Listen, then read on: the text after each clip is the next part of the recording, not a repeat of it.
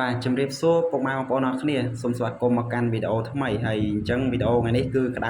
តែម្ដងអំពីបញ្ហាព្រំដែនណាពុកម៉ែបងប្អូនអរគ្នាបាទអញ្ចឹងខ្ញុំ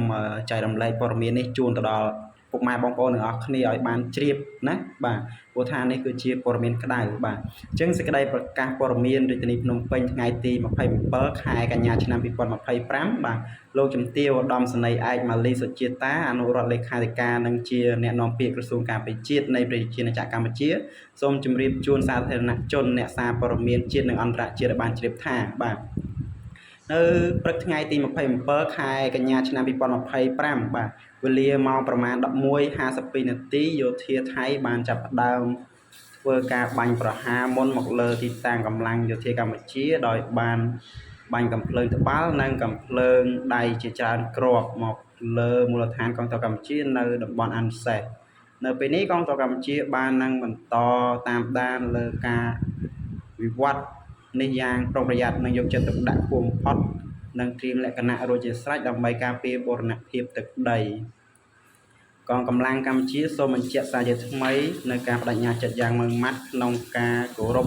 និងអនុវត្តកិច្ចព្រមព្រៀងបទច្បាញ់រវាងកម្ពុជានិងថៃឲ្យបានពេញលេញនិងខ្ជាប់ខ្ជួនបំផុតដោយបន្តសហការគ្នាឲ្យបានជិតស្និទ្ធនៅគ្រប់កម្រិតនិងស្វែងរកកិច្ចសហប្រតិបត្តិការជាក់ស្ដែងសំដៅលើកម្ពស់សន្តិភាពនិងស្ថិរភាពរវាងប្រទេសទាំងពីរដូចជាការវិលត្រឡប់ទៅរកប្រក្រតីភាព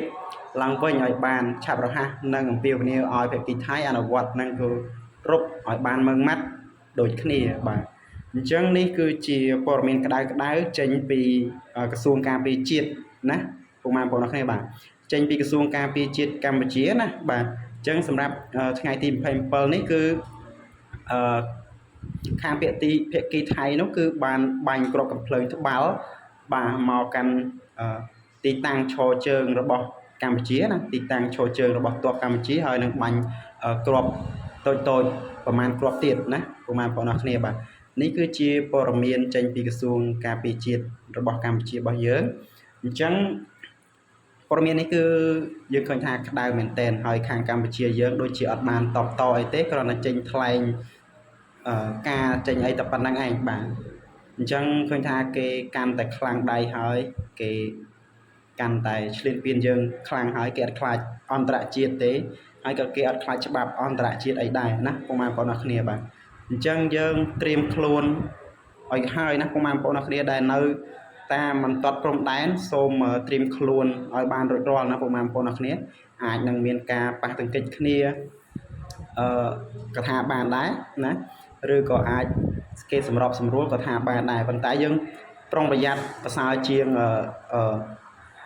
អត់ប្រុងប្រយ័ត្នណាពុកម៉ែបងប្អូនគ្នាបាទអញ្ចឹងជូនពរពុកម៉ែបងប្អូនគ្នាដែលនៅតាមបន្ទាត់ព្រំដែនណាបាទទាំងកងកម្លាំងទាំងប្រជាពលរដ្ឋរបស់យើងបាទសូមសុខសុវត្ថិភាពទាំងអស់គ្នាបាទខ្ញុំបាទ admin ឲ្យឆ្នើជាងម៉ូតូខូចសូម